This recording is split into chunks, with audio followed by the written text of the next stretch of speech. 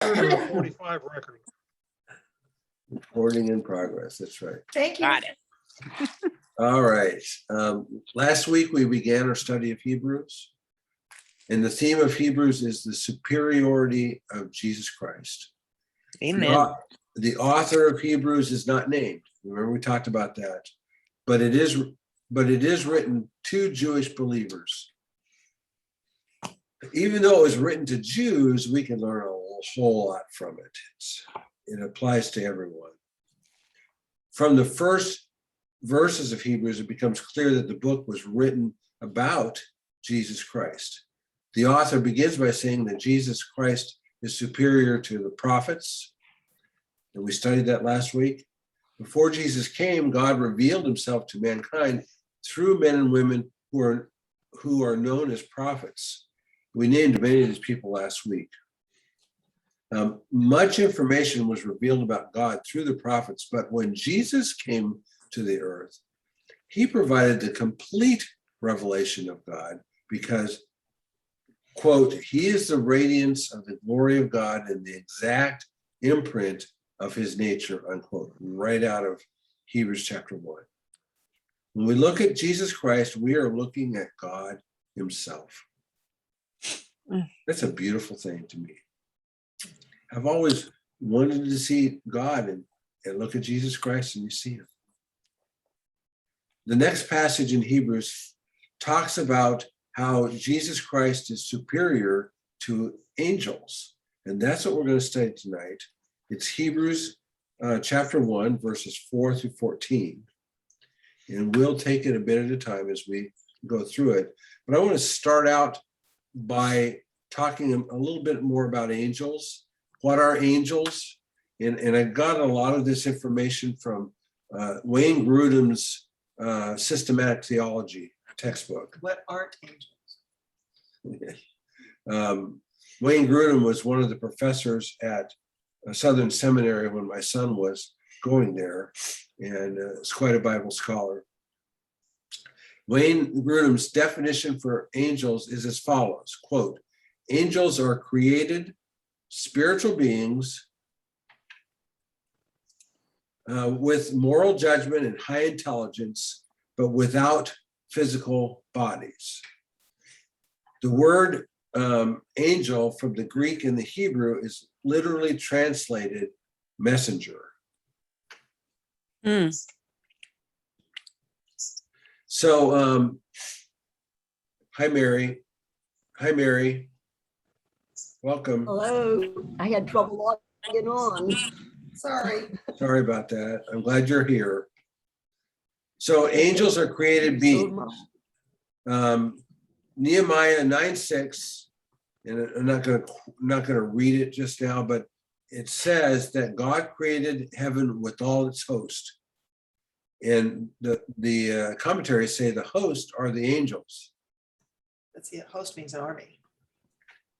And in Colossians 1:16 says that Jesus Christ created everything, things that are visible and invisible. Angels are invisible. They're spiritual. They're spirit beings. Several of the commentaries I looked at say that the angels were probably created during the 7 days of creation. Genesis 2:1 says, "Thus the heavens and the earth were finished, and all the host of them." Could be.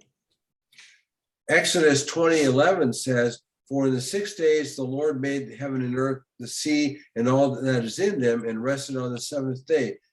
Therefore, the Lord blessed the Sabbath day and made it holy." But he says he made the heaven and the earth, the sea, and all that is in them. That means that in that 6 days, he must have created the angels.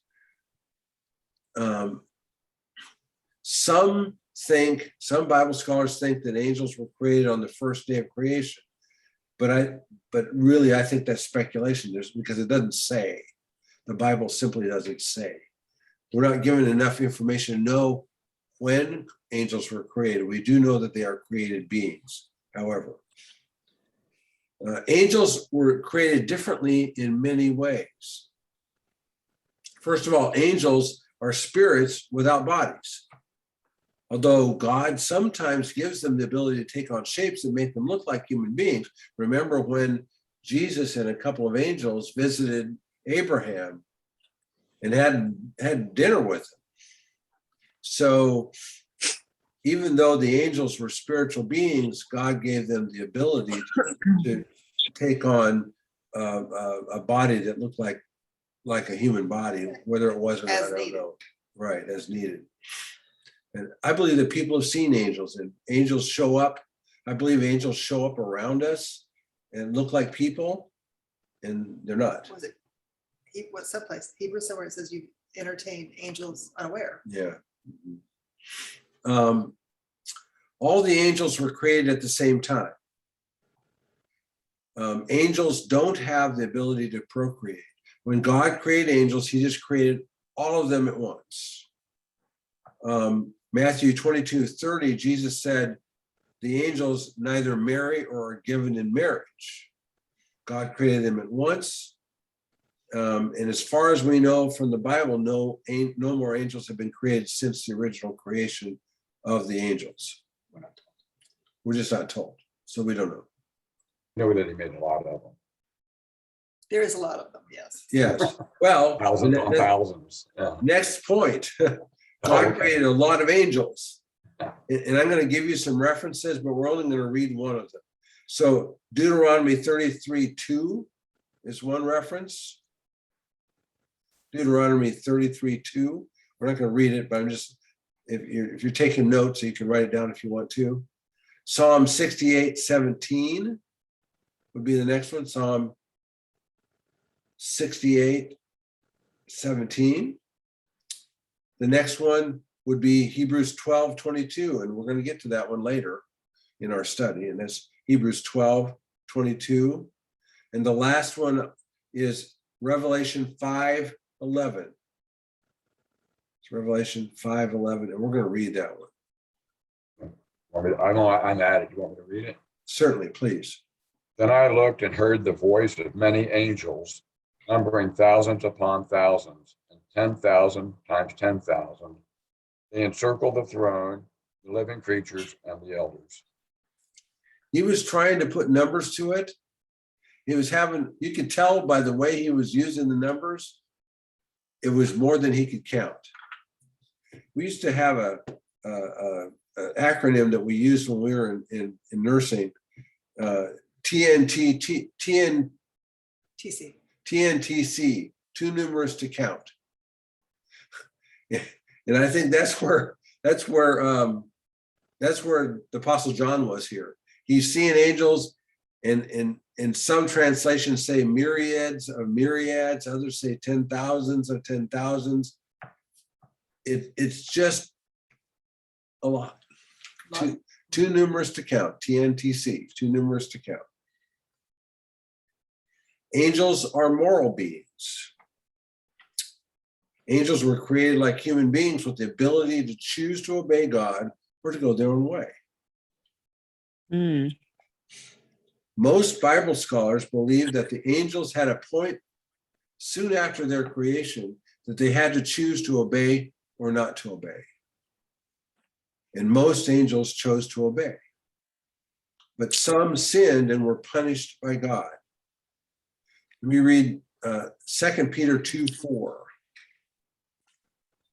2 Peter 2:4 says, "For if God did not spare angels when they sinned, but cast them into hell and committed them to chains of gloomy darkness to be kept until the judgment."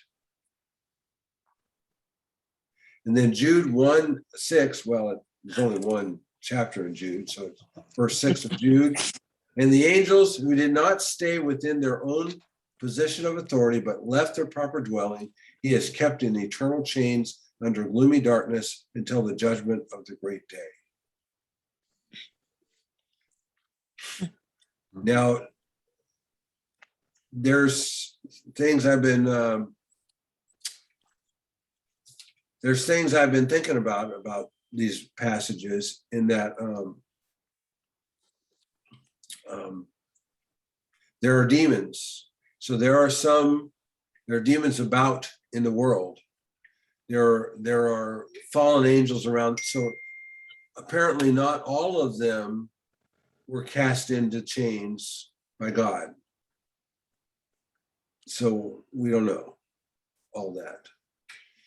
In Revelation chapter 12, verse 4 says that the dragon swept a third of the stars from the heaven. Well, the dragon in Revelation 12 is Satan. And many scholars believe that sweeping a third of the stars from the heaven with his tail refers to the number of angels that sinned. So as many as a third. So as many as a third that were created, and God created a lot of them, as many as a third that were created, made the moral choice to disobey and had to be punished. It will be punished in eternity. And after the angels made their moral choice, the Bible scholars believe that they were confirmed in this position, whichever moral choice they made. The angels that chose to obey were confirmed in their obedience. They made their choice, and that was that. No more temptation, no more ability to sin. But the angels that sinned were immediately punished by God and continued in their sinful state. And there is no redemption for the fallen angels. We should be extremely grateful to God that he hasn't punished us like he did the angels. Wayne Grudem says in his textbook, among the angels, many sinned, but God decided to redeem none of them. This was perfectly just for God to do, and no angel can ever complain that he had been treated unfairly by God, unquote.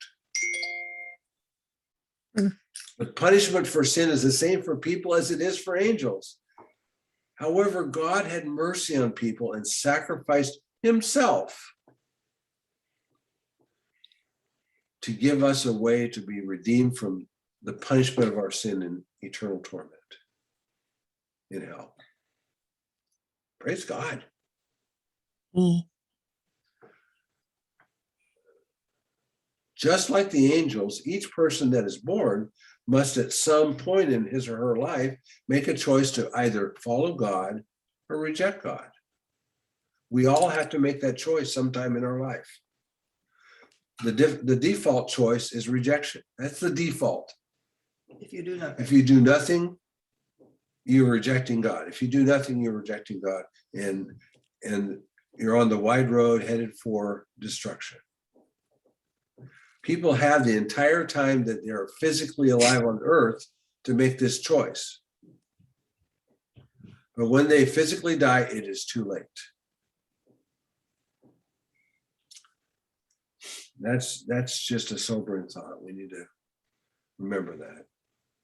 But people, if you have people that aren't, you have friends that aren't saved or family members that aren't saved, it's not too late for them as long as they're breathing.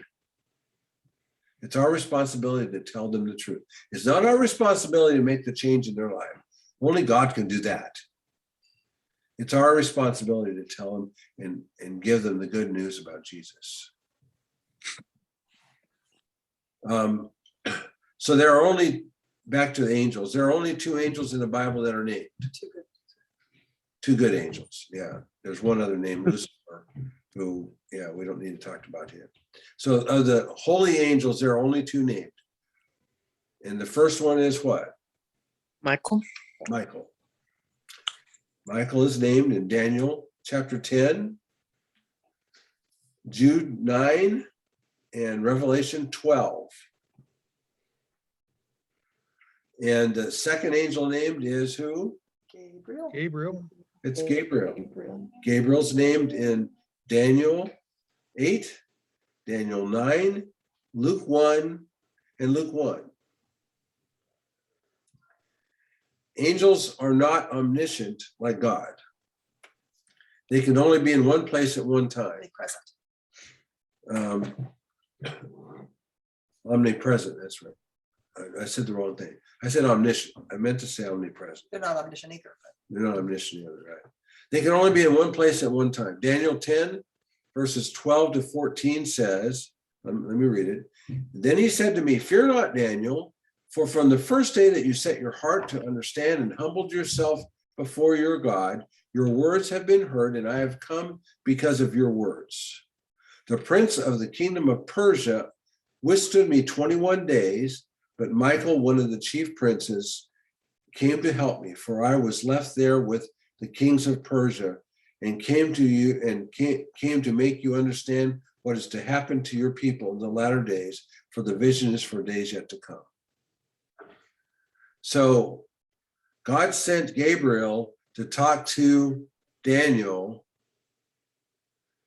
or this angel. Now I'm not sure this angel was named as Gabriel, but God sent an angel to talk to Daniel, and he was stopped by the prince of Persia. Well, the prince of Persia is a satanic demon under Satan's rule, and I suspect he's still there. yes, he's probably still there. And it says that this demon withstood him for 21 days until Michael came and helped him and got him free from the kings of Persia and got him to Daniel.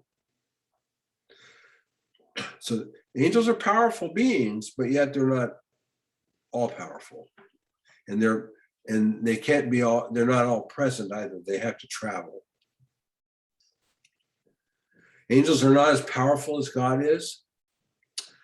In fact, the obedient angels fight with disobedient angels, and it's a great struggle. This passage in Daniel makes that clear. Angels are very intelligent. They communicate, they worship, and they're amazing creative beings. So when God created angels, and then he created mankind, he created us much differently. Humans are created in the image of God. Angels were not. At this time, angels are lower than humans are lower than the angels. Hebrews 2:7, and we're going to get to that next week, in 2 weeks. You made him for a little while lower than the angels, and you crowned him with glory and honor, talking about Jesus. So when Jesus came to earth as a human being, in the human form, he was lower than the angels. But in the future, we will judge angels. 1 Corinthians 6:3 says, do you not know that we are to judge angels? I always found that interesting. It's kind of like God has already kind of passed judgment on them. So I never really have understood what we're judging them against. Yeah, I don't good know. angels are, yeah. No idea. No, I know it says that, but I just don't, I mean, do they get rewards? I mean, I don't know. I mean, I don't know, Bob. I don't know. we'll find out. We'll find out. That's right. That's a good comment, though. You're thinking. That's good. So let's get into what Hebrews says about angels and Jesus. First, he says Jesus' name, the Son of God, is superior to the angels. Verse 4. Someone read verse 4. Hebrews 1:4. I got it. So he became as much superior to the angels as the name he has inherited is superior to theirs. Of course, his name is superior. He's the Son of God.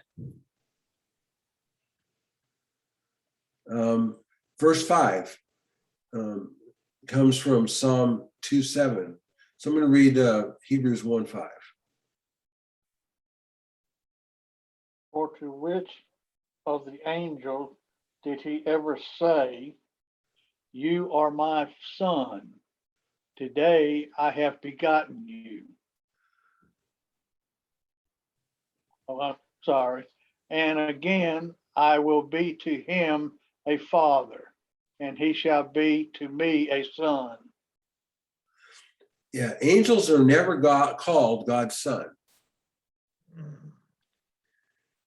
When it says, today I have begotten you, doesn't mean that Jesus was created by God on a particular day. we know from many other scriptures that Jesus has existed for eternity. He's God. Jesus is just a person of the Godhead. He's God. He's existed for eternity.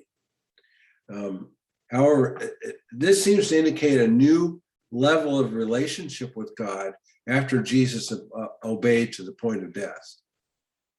No angel could have done what Jesus did for us. Only God could do it.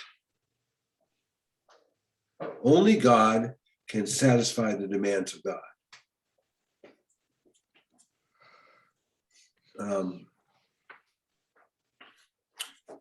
Let's read verse 6. Someone read verse 6.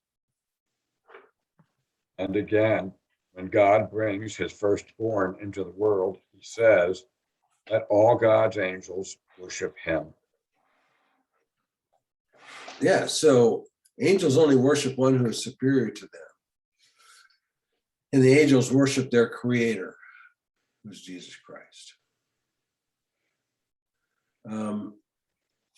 And the emphasis is on the fact that Jesus is God's son, not God's servant. Angels are ministering spirits, they're servants.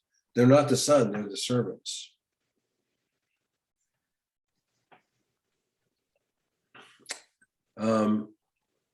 Let's look at angels. Next point is angels are ministers of God, but Jesus is the Son of God. Verse 7 tells us that angels are powerful and marvelous. Someone read verse 7.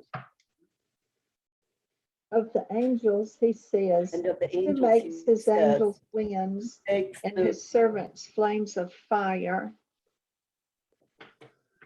So God created them and gave them his power. It's nothing compared to Jesus. By the way, this verse is quoted out of Psalm 104:4. That's a cross-reference. And I've gone back and cross-referenced those, and they're almost exact matches. Verses 8 and 9 are quotes from Psalm 45, verses 6 and 7. So someone read verses 8 and 9.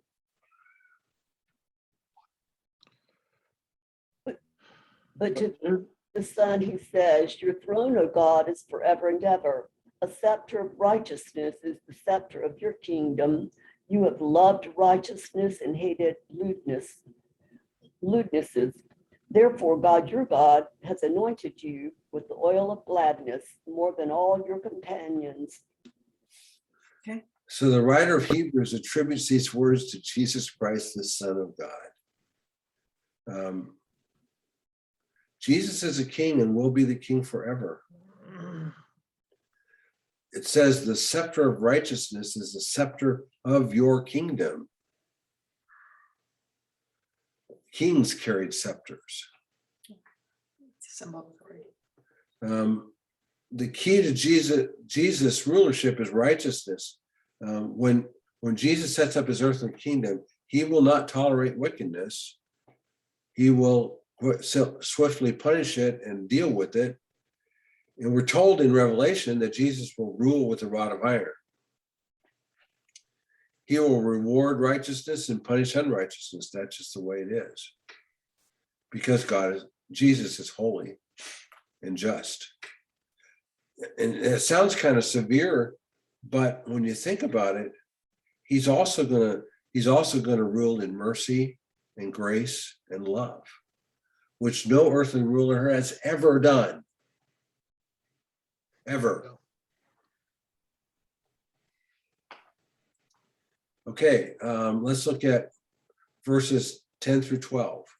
I'll get that one. And you, Lord, laid the foundation of the earth in the beginning, and the heavens are the work of your hands. They will perish, but you remain. They will all wear out like a garment. And like a robe, you roll them up. Like a garment, they will be changed. But you are the same, and your years will have no end. This passage quotes Psalm 102, verses 25 to 27.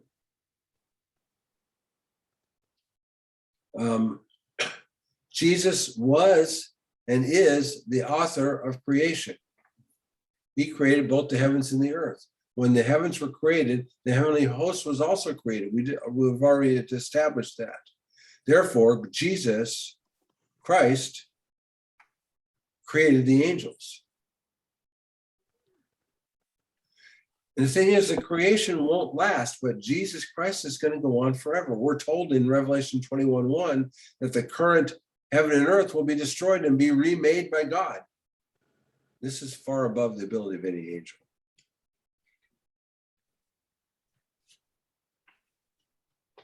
In verse 13, To which of the angels did God ever say, sit at my right hand until I make your enemies a footstool for your feet? this is quoted from Psalm 110, verse 1. And in that psalm, written by David, it's referring to Jesus Christ. In fact, Jesus himself said that the psalm was referring to him in Matthew 22, verses 41 to 46. It's one of the reasons the Jewish leaders sought to kill Jesus, because they knew when he quoted this verse as referring to him, they knew he was claiming to be God. Well, he was God, for heaven's sakes. Claiming to be God, he's the only one that has a right to claim to be God because he was God. But that was blasphemy in their eyes. Yes. Well, they didn't believe in him. That's the Right. problem. There you are. They didn't believe it. And the last verse of the chapter, someone read verse 14. Are not all angels ministering spirits sent to serve those who will inherit salvation? This verse wraps up the section in a beautiful way, stating that angels are ministering spirits as opposed to God, Jesus, who's God, the King. Angels are sent out from God to serve us. I know that for a fact, because I think we had angels in the house in Daddy's last year, Oh, yeah. and they were very comforting to Daddy. And Daddy saw them, and we did not. And they comforted him immensely. So when it says they are ministering spirits, I know that to be true. You've experienced it. Yes. They were on the Daddy stairs. kept saying, they're on the stairs. Who are those people on the stairs? And he kept seeing them, and he saw them in his room. And they were always so nice, and they were always just such a comfort to him. So when it says ministering spirits, I know that to be absolutely true.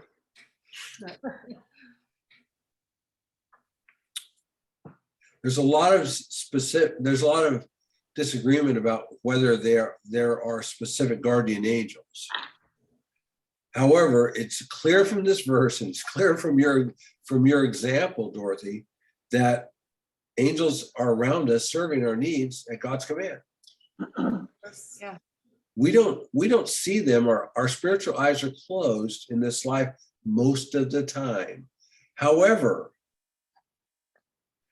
I believe that God opens spiritual eyes especially at the end, when people are close to death. I believe God starts to open their spiritual eyes, and they're able to see the angels that are around. Well, they start seeing the spiritual world that as their physical worlds. Correct. He would hold his hands up to them or Mhm. to someone. He Yeah, kept yeah, like hold his this, he hands up. kept holding his hand up as long as he was able. Yeah, We asked them, what did they say? And they said, not yet. yeah. That's what we asked him, what did they say to you, Daddy? And he told me that they told him, not yet. Hmm. So that was a year. Yeah. Could be worse. Yeah, well, yes. Yes, It's hard for us to accept the fact that there's another spiritual dimension around us that we cannot see, but it's very real. It's there. It's Yes. the bigger of the two. I'm sure it is the bigger of the two, and it's the more powerful of the two. yes. But people who are dying, like Daddy did, Claudia's mother. yes, often have their spiritual eyes open for them so they can see the angels that have been sent specifically to lead them to home to heaven. God has sent those angels specifically for them when it's time to lead them home to, and you know, God has lots of angels. And believers, I completely believe that God sends his certain angels out. He gives them an assignment. Go to Joe so-and-so, he's dying, he's mine, lead them home. I appreciate what Dorothy said. I was with my mom when she died in the same room with her. And I know without a doubt, she at least saw 4 angels Yeah. that I could not see. But I just know within my heart that that's what she saw. Yeah, Yeah, Murph saw 4 also.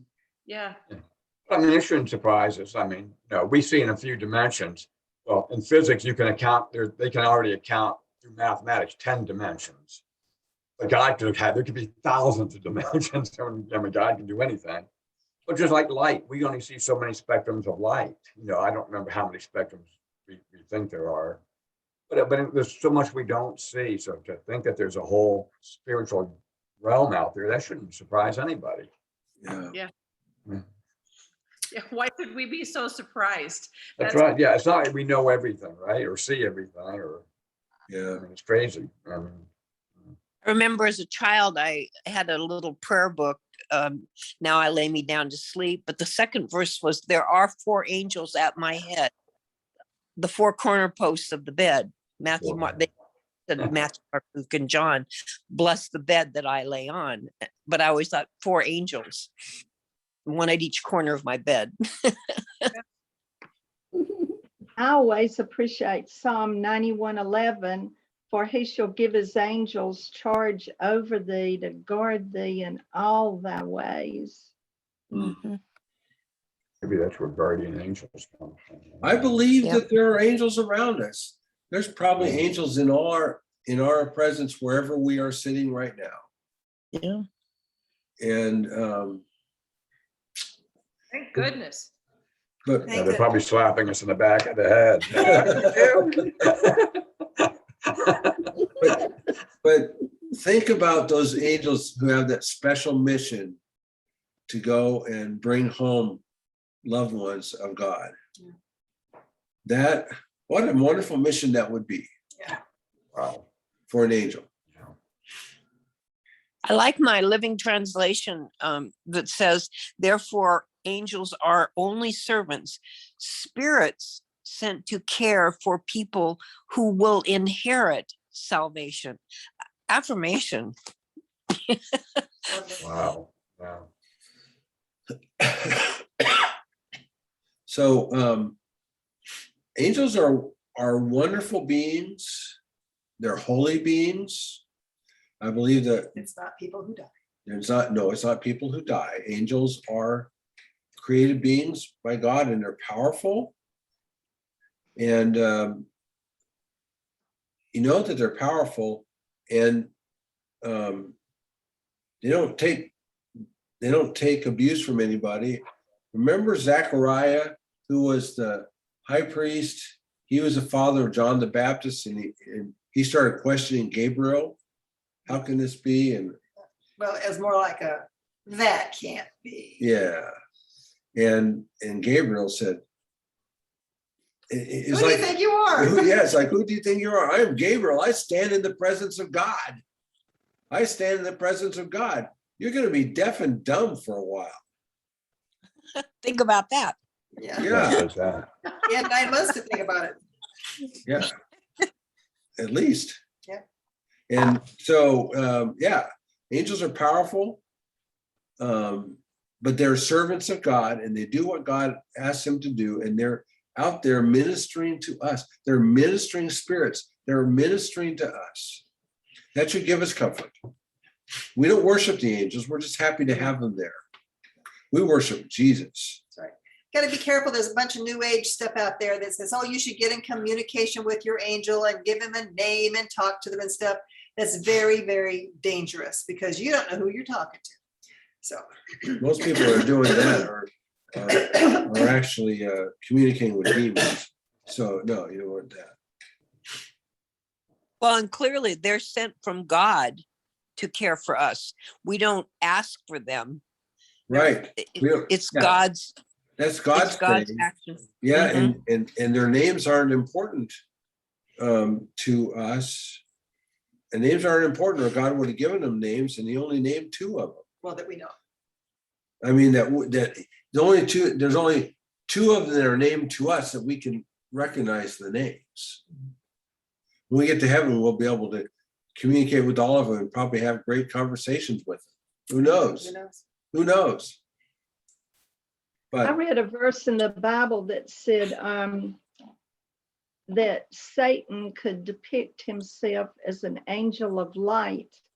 I don't remember the exact verse right now, but he's the deceiver. So Mhm.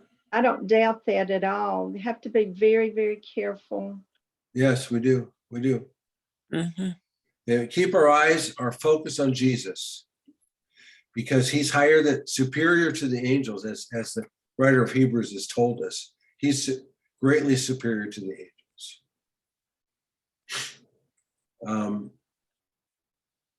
Comments or questions? My brother-in-law, when he died 5-6 years ago, he kept seeing creatures and demons at night in his room and all.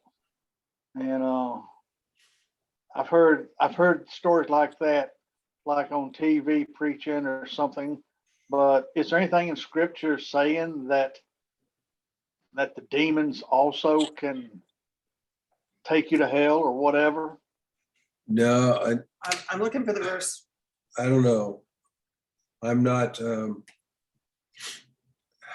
I've heard those stories too, JB. It's scary. It's scary. And I've heard, Well, I had heard them and really didn't, they passed over there's a until book, he started telling about his nightly visitors. there's a book written by a Physician. physician, a cardiologist, about patients he would put on the treadmill that would have heart attacks and stuff and nearly die because of being on a treadmill or whatever. They're being evaluated. And he had this one guy, the whole book started with the story about this one guy that they got him in the office. They were doing these testing, and they ended up doing CPR on him, and they would stop. While they were doing CPR, he'd be aware, and then as soon as they stopped, he would go out again. And during one of those aware periods, he said, "Don't stop! They're coming to get me." And he said, "The hands are they're dragging me down." They're dragging me down and into the fire." The physician led him to Christ doing CPR on him. And the bad thing stopped and didn't happen anymore, nor did the guy remember it. But it made a massive effect on the doctor. Wow. I guess. Yeah. So There's yeah, that- it's very interesting. And we know that angels take us to heaven because when Jesus told the parable of the rich man and the poor man, that Rich man Lazarus. and Lazarus, the only time Jesus ever told a parable that he named somebody by name. And so many Bible scholars think that that's not a parable, but an actual story of what happened. And it says, and the angels carried him to the bosom of Abraham. Yeah. And There's so, that story that Roy Roberts used to tell Martha. yeah. Pastor we had when we were teenagers, he took a pastor, Mary, you'll get a kick at this. He was 20 years old and he was going to college, and he took a church out in the country of Arkansas, and just a little tiny country church, and brother so-and-so was dying. And so he went out there, so he drove forever out into the country, and he got there and there was an old man lying in the bed, and the lady standing there, and he asked, he says, "Are you trusting in Jesus?" And he said, "Oh, yes." And so he went to pray with the wife, and and then the man started saying, "Lift me up, lift me up." And they said, "Do you want us to lift you up?" And he said, "No." And he was holding his hands up like this and died. He said, "No kidding." A week later, because he was fascinated by that, being all of 20, 21 years old, talked to his professors, and they said, "Yeah, when people die at home and they're not full of a bunch of drugs and morphine and stuff like that, they are able to see and communicate what they're seeing." And so a week later, he said he got another call the other side of the county, and he went to there, and he says, "Old man is laying in the bed. The woman is standing there crying." He said, he asked the man, "Are you trusting in Jesus as your savior?" And he said the man swore at him and cussed him. Oh, Oh boy. So then being all of 20, 21 years old, he didn't know what to do. And so he went to pray with the wife, and then they turned around and the man was screaming, "Put out the fire," and standing on the bed, and then died. It would have been terrifying. If that doesn't get your attention, I don't know what will. That would have been terrifying. And so, yeah, it's anecdotal. You cannot base theology on anecdotal stuff, but No. Interesting nonetheless. But it can scare the pants off you, that's for sure. Well, that is the knowledge that we have, that because we have Christ, we have no fear. That's yeah, right. we have hope. We have hope. Yeah. Yes. Take it. And the older I get, the more I'm looking forward to it. That's right. I've also heard of stories where people that have worked in the nursing, what do you call it? Worked in nursing and have been present when somebody has died and have smelled sulfur Oh, Oh, from non-believers. I haven't heard that, but it doesn't surprise me. Dorothy Wow. said that about me all the time. oh, sorry. All right. I'm going to stop the recording now. Time to move on.